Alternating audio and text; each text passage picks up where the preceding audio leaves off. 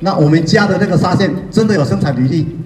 因为我们的一个批号哈，从那个生产的一个批号带进来，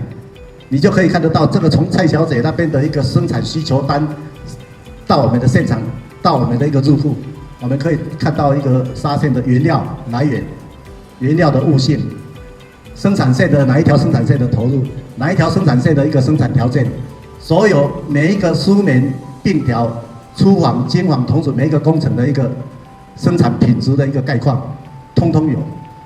这个对我们来讲哦，对我们客户来讲是一个保障，你知道。上一次我们在开会的时候，客人说：“哎，你这一次的纱好像有问题哦。”我们大胆的把它摊开，我这一次的纱比上一次的纱品质好，有没有？我们这个我们都自己引以为傲的这么讲。ISO 9000、45000，所有的这个 GRS 的认证、GRSW 的一个认证、CU 的认证，全部在我们的系统里面。这是很好的一个管理库啊，资料库。你记得我们以前在那个 ISO 要来认证，所有那个认证单位来的时候，好多人搬一堆资料到会议室备查。现在不用啊，老师要来查，点电脑给他看，他要查那个对应，我们点电脑告诉他。所以我们现在的一个查证很方便，我们的资料也很健全。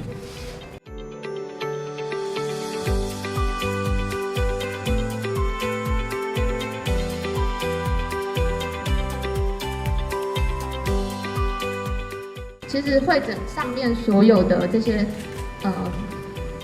就是例子，可以看得出来，其实我们只要用批号或是支种下去到这6个选项里面去做搜寻的话，其实都可以产生出这个生产纱的履历。再来就是我们如果用资料去连结去应用的话，例如我现在用生产批号下去做搜寻，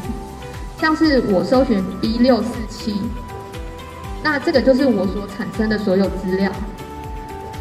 可以看得出来，这些资料里面都有 B647这个相关联。那因为我们有绑定我们要的类型的，我只要看我的知识类型，我就可以找到我要的生产需求单、原料批号跟各工程的改访单、异常单、品质数据跟出货文件，我都可以很清楚的去看。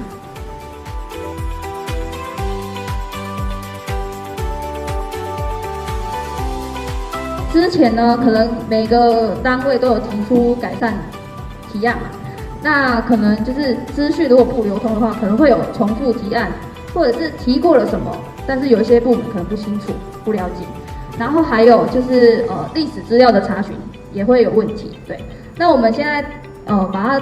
就是导入 KM 之后，我们把它放到 KM 系统上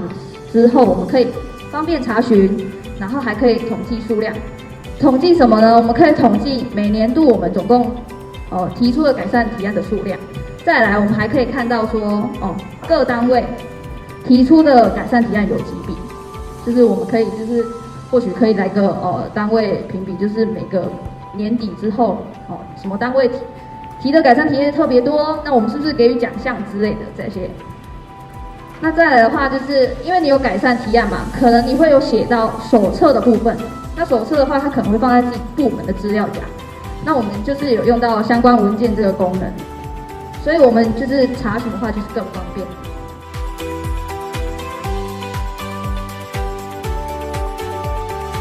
在这个地方它就可以填写这个在异常类型填写这个定义这个方面，因为它是定义异常嘛，所以填写这个地方。在维修内容方面，就是刚才那个叙述的把它填写下去，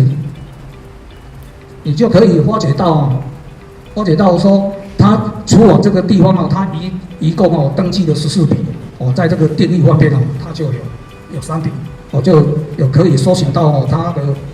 它的那出处会比人家还高，所以说我们会进行改善，就是那个定义方面就会进行那个改善。在这个分类主题方面我们可以用机台，也可以来搜寻。这个机台到底发生什么？这个类型里面，它到底发生了什么？像如果7号的话，如果建立够的话，它可能会发生了主马达啦，IMD 啊，有可能都会发生这些问题。你要知道，这个机台它曾经有发生这些异常。你也可以再从这个签收这个部分去搜寻看哪些机台有发生这一个原因。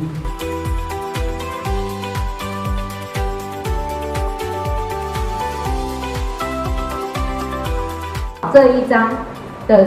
GRS 证书你是用哪一个批号，请你告诉我。然后我就跟他讲说，有哦，在这里哦，他的批号是2019，在我们东河的名字哦，他叫2019-1204-001。那他有没有身份证？有哦，他也有身份证哦。就像我刚刚讲，我只要点过来，我就可以看到他身份证嘛，对不对？因为我全部把它汇在一起，所以我只要点它，就会出现刚刚他的身份证出来。接下来呢，老师其实还有非常多过程的记录文件，我都放在这里，包含了我混纺率的测试，你成沙的那个混纺比率有没有跑掉？这边我们都有测试，相关档案全部放在这里。也就是说，我把非常多琐碎而且很讨厌的文件，全部都在这一页解决了。老师只要一来，我开这档案给他就好了，而且可以快速的让他更知道说，哦，你们非常的熟悉流程，你们的文件管理是非常专业，而且是有计划的。